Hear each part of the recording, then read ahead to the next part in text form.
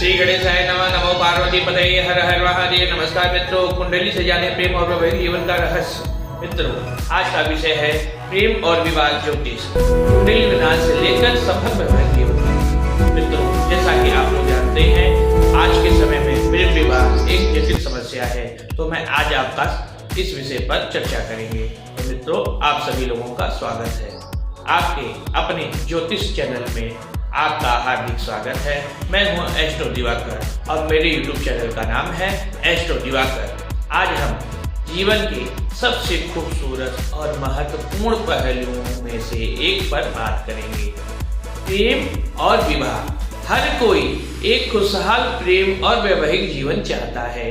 वैदिक ज्योतिष में हमें अपनी कुंडली के माध्यम से यह समझने में मदद करता है कि हमारा प्रेम जीवन कैसा रहेगा, विवाह कब होगा और एक सफल रिश्ते के लिए हमें किन बातों का ध्यान रखना चाहिए। मित्रों, आज इसी पर हम चर्चा करेंगे और देखेंगे कि आपको बताने का प्रेम और विवाह के लिए कुंडली में देखे जाने वाले मुख्य भाव पर और ग्रह पर चर्चा करते हैं। मित्रों, तो आइए शुरुआत करते हैं। प्रेम और विवाह के लिए कुंडली विश्लेषण करते समय कुछ प्रमुख भाव और ग्रहों पर ध्यान दिया जाता है।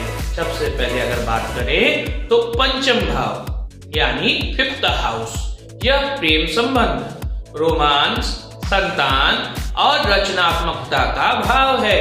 अब बात करते हैं सप्तम भाव, जिसे हम 7th हाउस भी कहते हैं। यह विवाह, जीवन साथी, साझेदारी और सार्वजनिक संबंधों का मुख्य भाव है। मित्रों, जैसा कि आप सभी जानते हैं, अब कुछ भावों की चर्चा ऐसे करते हैं जो विशेष प्रभाव डालते हैं, जैसे कि द्वितीय भाव, 2nd हाउस, यह परिवार और कुटुंब का भाव होता है। और बात करें एकादश भाव, 11th हाउस, यह इच्छा पूर्ति और सामाजिक दायरे का भाव होता है। अब बात कर लेते हैं कुछ ग्रहों की, जिससे हमें कुंडली में विशेष जानकारी प्राप्त होती है, जो दाम्पत्य जीवन का प्रतीक होता है। प्रथम है शुक्र, प्रेम, सौंदर्य, रोमांस, विवाह और भौतिक सुखों का कारक होता है। अब बृहस्पति ग्रह की बात करें, इससे विवाह, संतान, भाग्य और शुभता का कारक ग्रह है।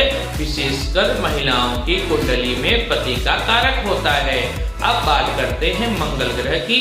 यह ग्रह ऊर्जा, जुनून, विवाह, विशेषकर पुरुषों की कुंडली में पत्नी का कारक होता है। अब बात करते हैं चंद्र की।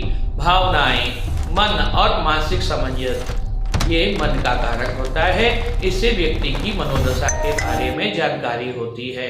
हमने मित्रों इस टॉपिक पर विभिन्न ग्रहों और भावों को प्रेम और वैवाहिक जीवन के प्रभाव पर देखा। आइए अब बताता हूं कि विभिन्न ग्रहों और भावों की स्थिति कैसे प्रेम, विवाह जीवन को प्रभावित करती है। मित्रों, आइए शुरुआत करते हैं।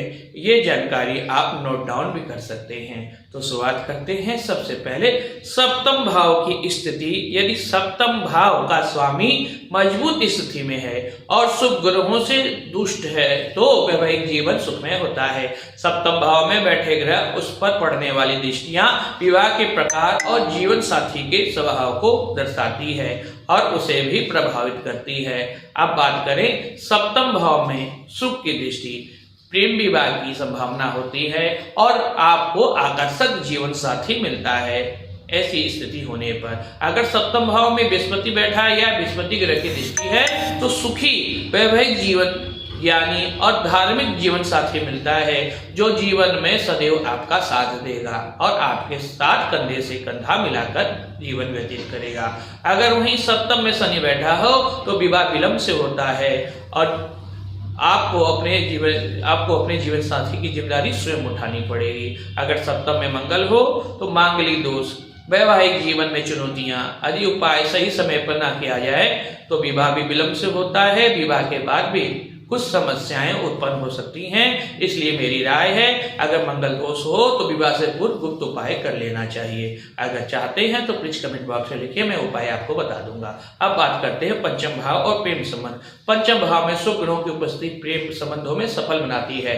पंचमेश की स्थिति उस पर पड़ने वाले प्रभाव प्रेम संबंधों की गहराई और स्थायित्व को दर्शाती है। अब बात करते हैं बहुत बड़े टॉपिक की, जो आप सब लोगों के लिए जानना बहुत जरूरी है, कुंडली मिलान। विवाह से पहले कुंडली मिलान बहुत महत्वपूर्ण है। इस गुण में गुण मिलान नहीं, नाड़ी दोष, वृकुट दोष आदि देखे जाते हैं। यह भावी पति पत्नी के बीच मानसिक, शारीरिक और भावात्मक सामंजस्य को सुनिश्चित करता है।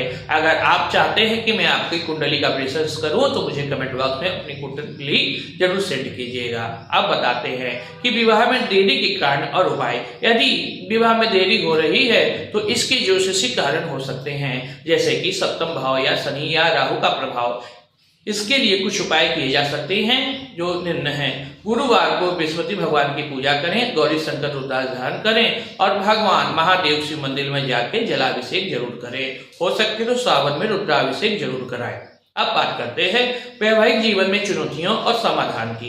यदि वैवाहिक जीवन में समस्याएं आ रही हैं तो कुंडली में ग्रहों की प्रतिकूल स्थिति इसका कारण हो सकती है।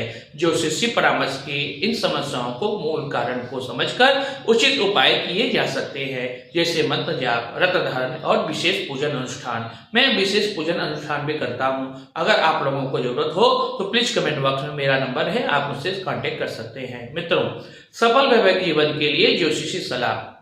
याद रखिए, कोई भी रिश्ता केवल ग्रहों पर निर्भर नहीं करता है, बल्कि आपसी समझ, सम्मान और परिवार से मजबूत होता है।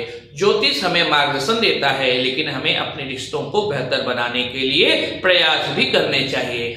अपनी कुंडली का विश्लेषण करवाकर आप अपने जीवन साथी के साथ बेहतर तालमेल बैठा सकते हैं और आने वाली चुनौतियों के लिए तैयार हो सकते हैं। मित्रों, अगर आप लोगों को कोई समस्या है तो मुझे कॉल टू एक्शन पर कॉल कर सकते हैं और अपनी कुंडली का विश्लेषण करवा सकते हैं। उम्मीद है आपको प्रेम और विवाह ज्योतिष पर यह जानकारी पसंद आई हो, तो अपने प्रेम और वैवाहिक जीवन को सुखमय बनाने के लिए ज्योतिष का सहारा लें। मित्रों, अगर आपको यह वीडियो पसंद आए तो इसे लाइक करें, शेयर करें और हमारे चैनल को सब्सक्राइब करना ना भूलें। बेल आइकॉन दबाएं ताकि आप हमारे आने वाले किसी भी वीडियो को मिस ना करें। अगले वीडियो में हमें ज्योतिष में योग और राजयोग में बात करेंगे। तब तक के लिए नमस्कार। अपनी रिश्तों को मजबूत बनाएं और मैं कहता हूँ माता रानी आप please subscribe my YouTube channel, like, comment, share, subscribe this every update.